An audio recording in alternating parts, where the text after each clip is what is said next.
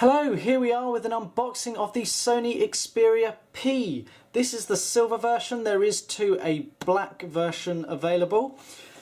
Known as the LT22i, it supports 850, 900, 1800 and 1900 MHz for GSM and GPRS, and 3G bands 1, 2, 5 and 8.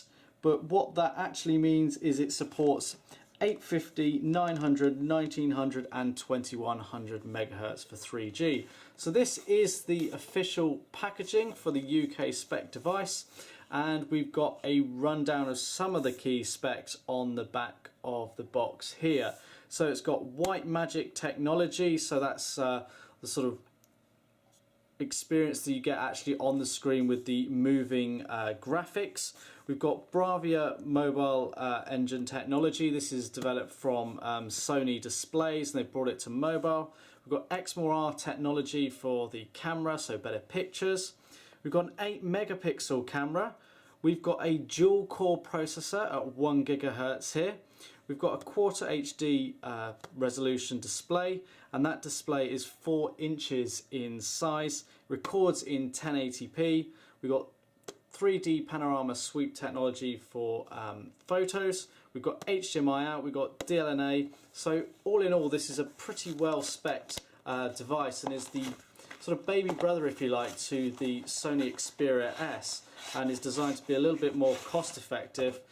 But it does have some advantages in terms of its actual size and the actual look of the unit. So here we are with the box contents. So first of all, we've got a set of fairly basic in-ear headphones with a 3.5mm jack, inline control, a set of replacement earbuds and a clip for your clothing. We've then got a 3-pin UK mains adapter. It's got a USB port on it, and we've got this sort of retractable pin here for UK mains. We then get supplied a micro USB to USB cable. Now you connect one end into the charger for charging the device and the other end into the device itself. You can use this same cable for connecting the device to a computer for actually transferring data to it. We then get supplied with a HDMI to micro HDMI cable. So this will allow you to take HD content from the actual Xperia P itself out to an HD display. So perfect if you want to show photos, videos to friends and family. Just connect it up to an HD screen and you can share that content nice and easily. We've then got some documentation here for the Xperia P, so a startup guide, some warranty information, declaration, fairly non-interesting stuff.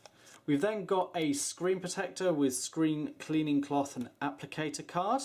That's quite a nice addition to get in the box. It's rare to get that on with any other smartphone, but Sony do include them.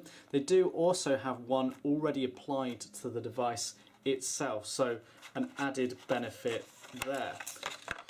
And then we've got the phone itself. So that's all you get in the actual box.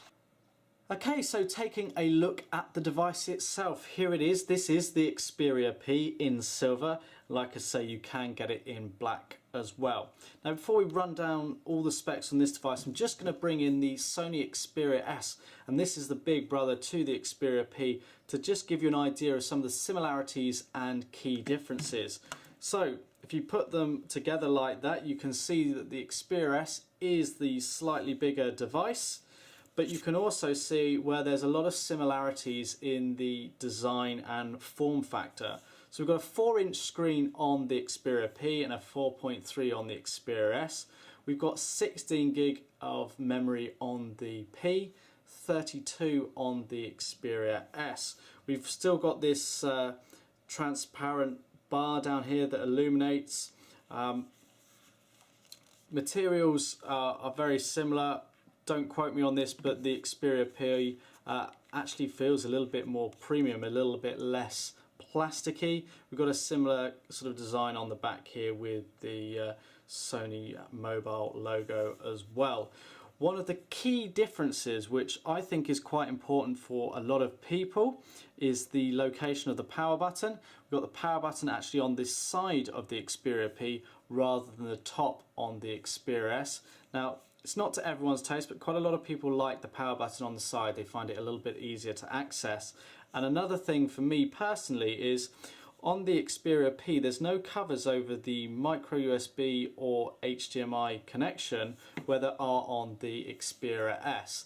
Now, it looks quite nice on the Xperia S when the covers are all closed, but it can be a little bit of a fiddle to connect the cables for charging or data output. So that's a quick look at the Xperia S in comparison to the P. So let's just actually boot this on. So it's got a fixed internal battery on the Xperia P like it has on the Xperia S, which is a bit of a drawback for some people and not to everyone's taste. It's a 1300 milliamp hour battery or somewhere around that. And then on the front here, we've got the front-facing video camera, so for doing your video calls. We've then got this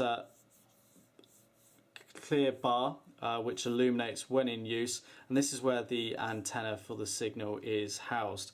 In terms of actual buttons, like the Xperia S, you've got the back, home, and menu key, and you have to actually press just above each one, not actually on the clear bar to activate those.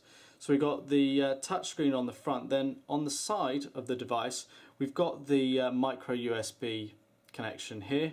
We've got the micro HDMI connection, so for sharing content to a larger display. We've then got here on the side the SIM card slot. It's a micro SIM card in here that you actually have to put in the device, and you've got a cover over that. That's the only cover you've got. You've got sort of like a screw on here which sort of takes away from a little bit of the design, but it's not hideous. Down the bottom we've got what seems to be a microphone. Coming around to the other side, we've got this sort of screw design again. We've got a dedicated camera button, which is nice to see. More and more devices are moving away from dedicated camera buttons. We've got a volume up and down key, we've got the power button, and then we've got the loudspeaker. On the top we've got the 3.5mm headphone jack, and then we come round to the back where we've got the rear facing 8 megapixel camera with autofocus and LED flash, and then we've got all of the Sony technology on board to give a good photo experience, and Sony are one of the better at giving or providing images, in my opinion. Some other cameras can be, whilst high resolution, not particularly good quality when you really look at them in detail, where the Sony tend to be quite good. So let's just run through the setup quickly on the Xperia P. So it's an Android device. It's actually running Android version 2.3 at the moment, but it will be upgradable to Ice Cream Sandwich later on this year. It may already be out by the time you're watching this video, but at the time of recording, Ice Cream Sandwich is not available. We've got the 1 GHz dual core processor under here, so it's pretty snappy and will do most of the things you want it to do. But if you're a hardcore gamer, you may now be looking at the quad core devices. But what the Xperia P does is offer a really good all-round phone. It's a mid-range device that's going to perform well.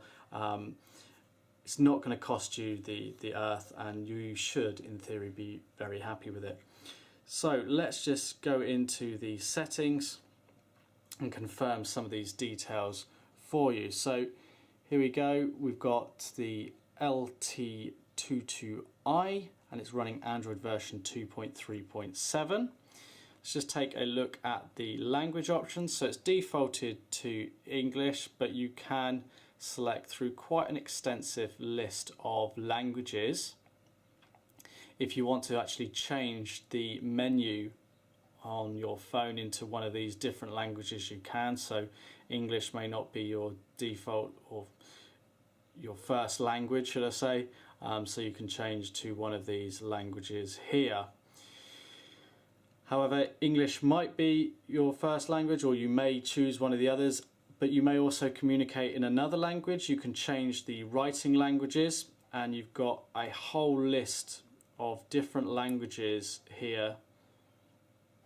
Now you can check out a more detailed video on languages on our YouTube channel, but if I was to select a couple, we can come out and we can go into the messaging, we can start a new message, and you'll see here that we've actually got the sort of standard keyboard in European, but we can switch through one of the different languages that we've selected. So here we've got an Arabic keyboard, and we can then type our message away in our preferred language. So that's really useful. And this keyboard will display in various applications from email through to the web browser.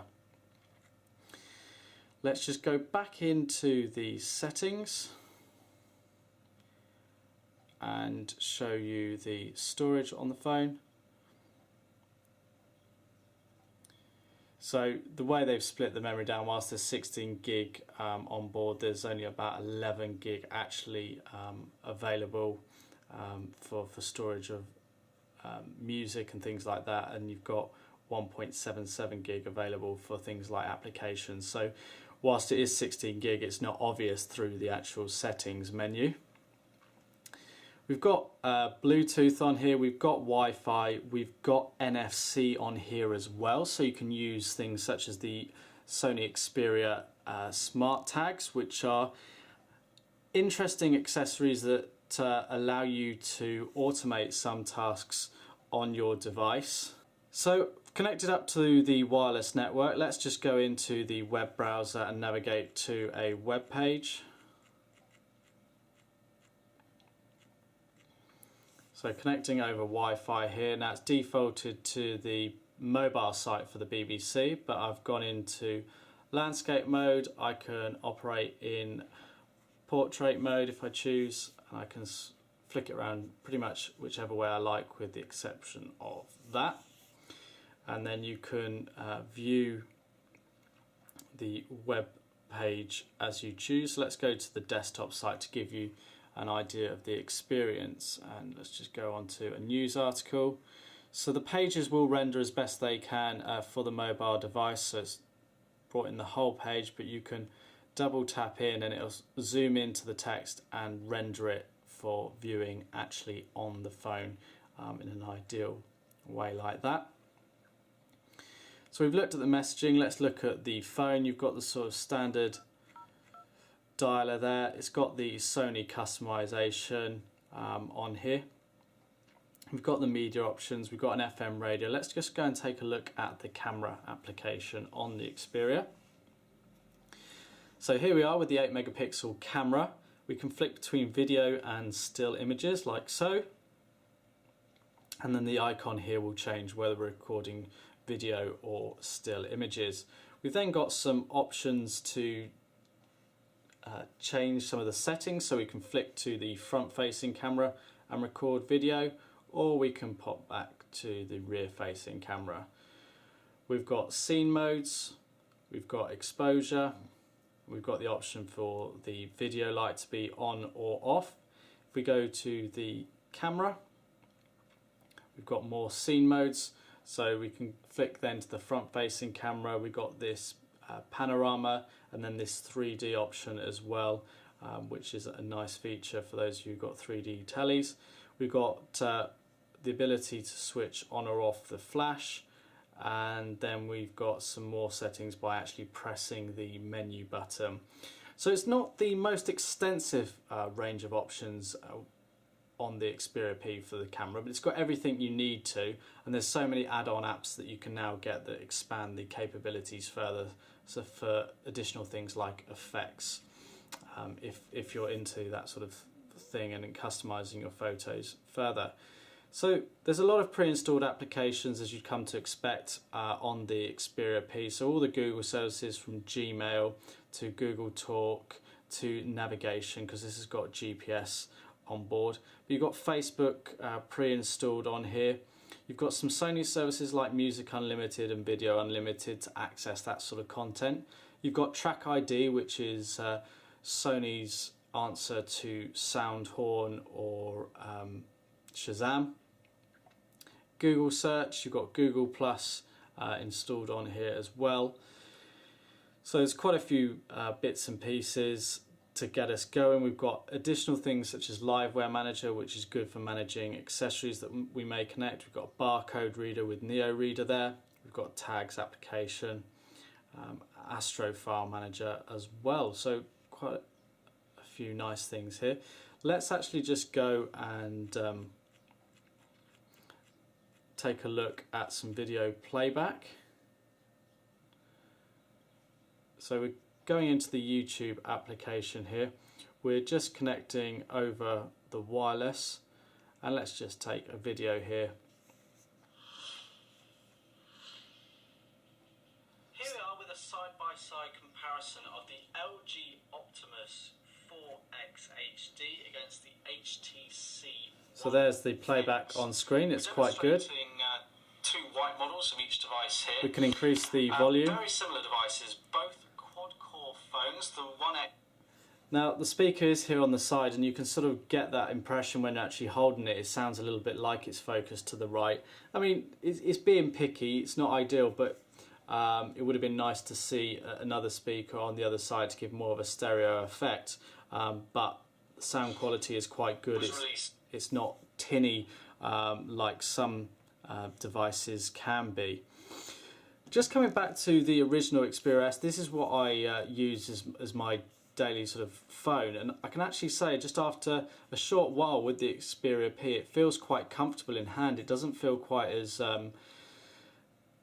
awkward as the Xperia S. The Xperia S, because of the larger screen, can be harder to actually hold in the palm of your hand. Now it does have an effect based on the size of your hands, but this just sits in the hand quite comfortably. You can scroll around screens one-handed. I've got access to the power button, so should the backlight go off, I can easily press that, and it just feels a fairly good device. I like the silver finish on it, but it does come in black as well, and I think all in all the Xperia P could be a really good device. Be sure to check back on our YouTube channel and our blog, which is blog.clove.uk, for a full review of this device and other sort of more detailed videos looking at languages and things like that. So that is the Sony Xperia P, available from clove.co.uk.